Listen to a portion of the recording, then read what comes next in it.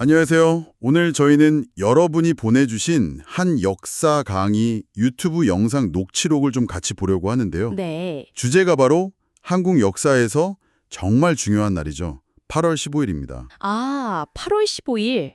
네네. 대부분 그냥 광복절 이렇게 기억하시는데 사실 그 뒤에는 훨씬 더 복잡한 이야기들이 좀 있는 것 같아요. 네, 맞습니다.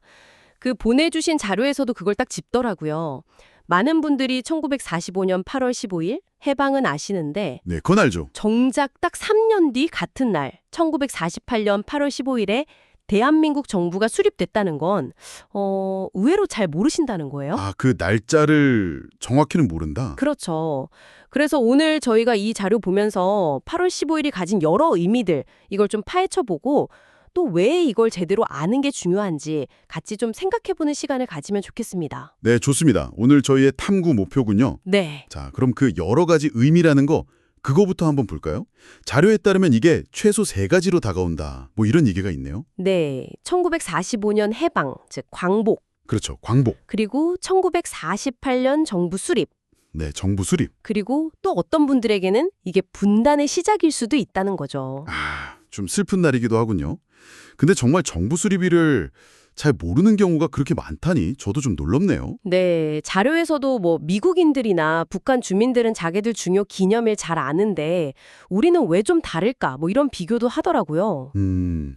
생각해 볼 지점이네요. 그리고 여기서 좀 더 재미있는 건 그 자료 제공자가 광복절이라는 이름 자체에 대해서도 약간 질문을 던져요. 이름 자체요. 네. 물론 뭐 35년 식민지배 벗어난 거 중요하고 기념해야 하지만 왜 우리 그 긴 역사 중에 딱 그 광복의 순간만 매년 이렇게 크게 기념해야 하냐는 거죠. 그런 문제 제기도 있군요. 네, 뭐 식민 역사 잊지 말자는 건 좋은데 너무 광복이라는 그 틀에만 갇혀 있는 건 아닌가 뭐 그런 뉘앙스인 것 같습니다. 그 광복이라는 틀에 대한 어떤 문제의식, 이게 그 자료 제공자가 2016년에 겪었다는 일하고 연결되면서 되게 흥미로워지는데요. 네네. 그 얘기 나오죠. 당시 광복절 기념식이었는데 박근혜 대통령 연설 듣다가 엄청 충격을 받았다고요? 네, 맞습니다. 연설 내용 중에 하얼빈 감옥에서 순국하신 안중근 의사 뭐 이런 구절이 나왔다는 거예요. 네, 하얼빈 감옥이요? 그렇죠.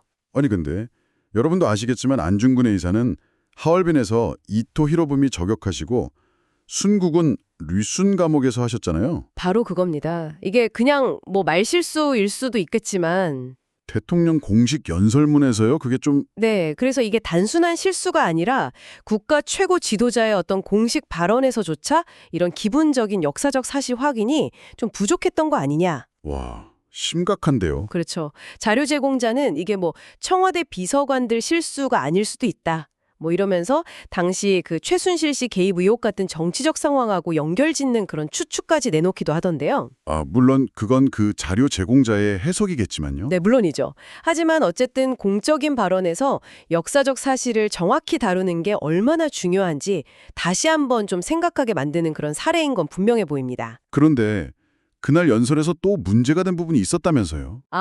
네, 맞아요. 바로 건국 68주년이라는 표현, 이것 때문이었죠? 건국절 논란. 네. 대한민국 정부 수립, 그러니까 1948년 8월 15일을 과연 건국으로 봐야 하느냐. 이거 정말 해묵은 논쟁이잖아요. 네, 엄청 민감한 주제죠. 근데 그 표현이 딱 연설에 들어가 있으니까 자료 제공자 입장에선 또 한 번 충격이었다. 뭐 이렇게 이야기합니다. 정부 수립이냐 건국이냐. 이야, 이 8월 15일이라는 날짜 하나에 정말 많은 해석이랑 정치적인 의미들이 막 얽혀 있네요. 네, 정확합니다. 이 자료가 뭐 그 논쟁 자체를 깊게 파고들진 않아요. 근데 8월 15일이 그냥 과거의 어떤 날이 아니라 지금 우리의 정체성이나 역사관 문제랑 계속 부딪히고 있다는 걸 보여주는 거죠. 그렇군요. 자, 그럼 이 모든 이야기들이 오늘 우리에게 뭘 말해주고 있을까요?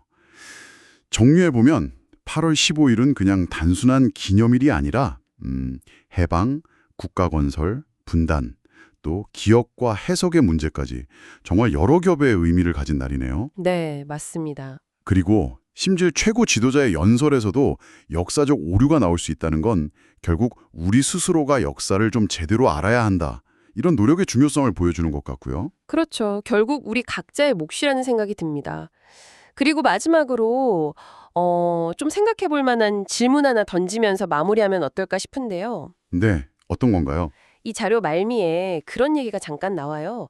안중근 의사가 사실 처음에는 이토 히로부미의 그 동양 평화론에 좀 기대를 했었다는 거예요. 아, 정말요? 처음에는? 네, 그랬다가 나중에 그의 본심, 침략 의도를 깨닫고 저격이라는 길을 택했다는 거죠. 아, 그런 뒷이야기가. 네, 이처럼 우리가 그냥 어떤 영호적인 행동으로만 기억하는 인물들 있잖아요. 근데 그 이면에 있었던 어떤 생각의 변화 과정 이런 것까지 우리가 고려해서 이해하려고 할 때 역사 인물에 대한 우리의 평가나 이해가 어떻게 좀 더 깊어질 수 있을까? 이런 질문을 한번 던져볼 수 있을 것 같습니다. 와, 그냥 의거라는 결과만 아는 게 아니라 그 과정까지 생각해보면 정말 인물에 대한 이해가 달라지겠네요. 곱씹어 볼 만한 질문인 것 같습니다.